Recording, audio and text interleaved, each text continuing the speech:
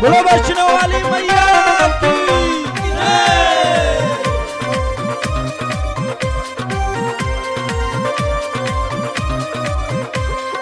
अंगनानी public के गोबरे से, अंगनानी public के गोबरे से, अब तारे मैया देख बगवे से, चुनरी मंगवानी बाजारिए से, अब तारे मैया देख बगवे से। अंगनानी पब्लिक के गोबरे से, अंगनानी पब्लिक के गोबरे से, अब तारे मैया देख बगवे से।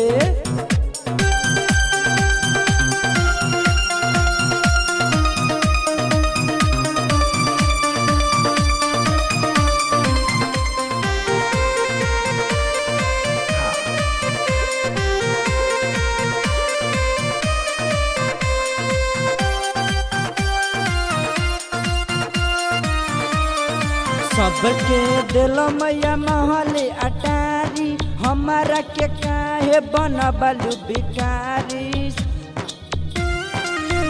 सबके दिल मैया महले अटारी, हमारा के काहे बनबलू भिखारी। चरणों में हमारा लगाल नमा, चरणों में हमारा लगाल नमा, अब तारे मैया देखा बगवे से, चुनरी मंगवानी बाजारिए से, अवतारे मैया देख बगवे से।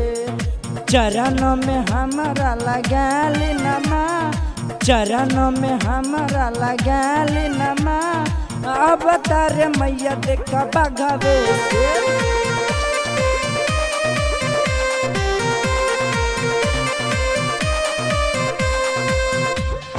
संतोष पारो गीता लिखे बड़े भारी, गंगा बेदर्दी माई गाबे तोहरे दुआरी। जय जय मनोज बोले जोर जोर से, अब तारे मैया देख बगवे से। अंगनानी पब्लिक के गोबरे से, अंगनानी पब्लिक के गोबरे से, अब तारे मैया देख बगवे से। चुनरी मंगवानी बाजारिए से, अब तारे मैया देख बगवे से।